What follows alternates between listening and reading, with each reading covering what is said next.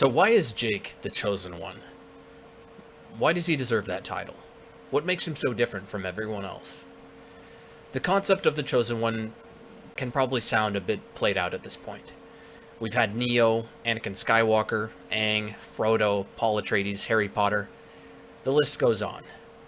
And then we have Jake, a teen who fully accepts that he's chosen for a great war that's coming. He's made aware that events will play out over the course of years, but through it all, he's meant to lead humanity against an evil that predates Earth and is threatening to invade the mortal realm.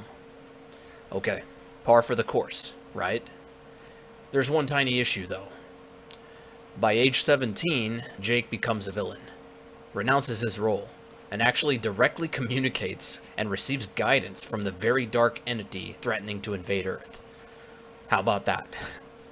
Book 1, he's a young hero starting out fresh, already the chosen one, accepts his responsibility. Book 2, he's a villain. Book 3, redemption and maybe another shot at being the chosen one. Maybe not. Books 4 and 5, that dark army is invading Earth, whether humanity has a chosen one or not. So yeah, he makes a big mistake, one that potentially speeds up the invasion of Earth. Let's take a couple minutes to dive into that. In the universe of Supreme Heroes, there are 3 realms: the Immortal Realm, the Mortal Realm, and the Punished Realm. The Immortal Realm mainly consists of a binary star system, so 2 suns. But here's the weird part. One of them is actually a world called Imperia. And it's unlike any conventional planet or star because while creatures can live on it, it's actually so bright it can be mistaken for a typical star. For eons, life was good on Imperia. No war, no plague, paradise. You know the story. Dude named Lucas comes along. He and his brother Yaslin are servants of the Emperor of Light. From a very young age, they've been taught the wonders of the universe and the legend of the Chosen One, who would have unspeakable power. One brother idolizes the tale, just can't get enough of it. Will dedicate his life to finding the Chosen One and protecting him. Has no doubts that the Chosen One will come into existence one day. The other brother has kept count of how many times he's heard the tale. He enjoys the tale, don't get me wrong, but not to the degree that Yaslin does.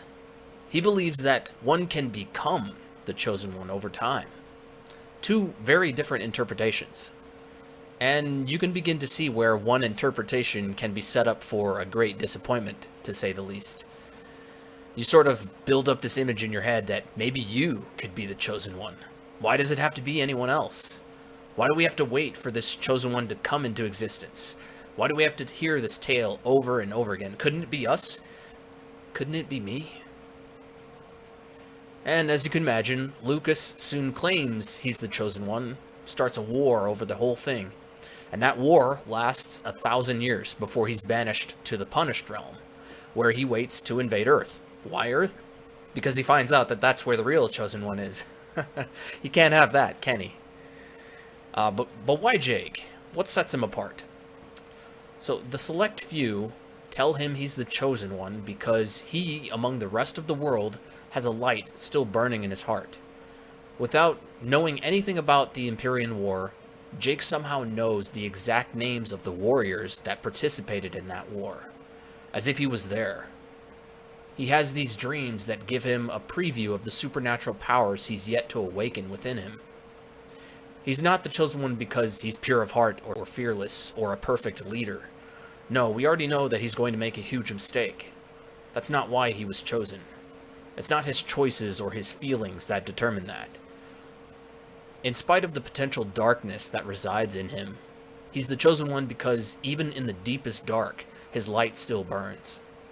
I'm getting ahead of myself with the story, but I hope this was enough to start to illuminate the importance of Jake. Why you're playing as him, this seemingly normal teenager who starts off wanting nothing more than to be able to beat his best friend, who happens to be the best at everything, and then the next thing we know, he's put in charge of that best friend, and others, as he becomes the hero Earth needs. But yeah, we'll get into some gameplay now. I hope you're excited for day number 2. Let's go.